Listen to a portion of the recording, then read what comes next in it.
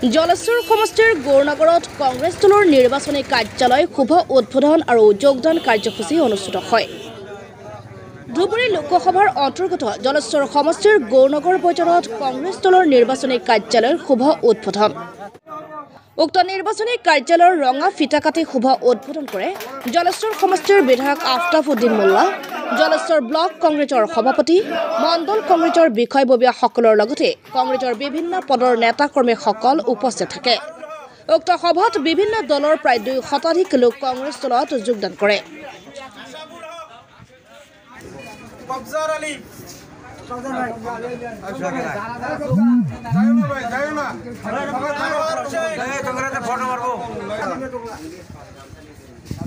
জসিবা আবুল হোসেন কোরদানি সাহেব আছে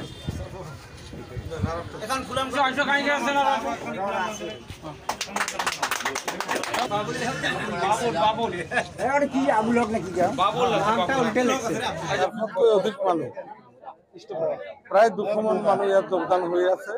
আজি আপোনালোকে দেখা পাইছে অলপ আগত এই 1 ঘণ্টা আগত ইয়াতে আপনার গৌরনগর ফিল্ডত আমার ইউডিএফ দলৰ সভাপতি মৌলানা বদৰুদ্দিন আজমল সাহেব হেলিকপ্টাৰ যোগে মিটিং কৰিল।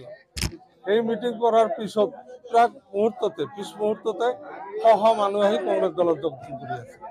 এইটো খুব শুভ লক্ষণ। আমি ভাবো যে ৰাইজে আমাৰ দলৰ প্ৰতি আকৃষ্ট হৈছে আৰু সকলোৱে ইউডিএফ দলৰ পৰা ভাঙি আহি কংগ্ৰেছ দলত যোগদান কৰিছে। তেওঁ ক'ব পাৰে, কাৰণ এতিয়াতো তেওঁৰ হাতত কোনো ইস্যু নাই, 15 বছৰ কোনো কাম কৰা নাই। এতিয়া তেওঁ লুৰিণজ্যোতি বেয়া, অখিল গগৈ বেয়া, গৌৰৱ গগৈ ভোট দিব নালাগে, ৰকিবুল বেয়া, এইবিলাকে ক'ব। তেওঁৰ কোনো ইস্যু নাই। তেওঁ এইটো ক'ব নোৱাৰে যে মই 15 বছৰ ইয়াত কাম কৰিছোঁ, মই ভোট দিম। কামৰ কোনো কথা নাই। তেওঁ কেৱল হিন্দু মুছলিম ভাল বেয়া এইবিলাক কৈ দিন কটাব।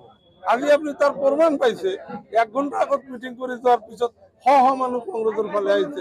আপুনি দেখা পাইছে ইয়াত কেনেকুৱা ভিৰ, লানি নিচিনা ভিৰ হৈ গৈছে, মানুহ জইন কৰি আছে, আপোনাৰ সন্মুখতে জইন কৰি আছে।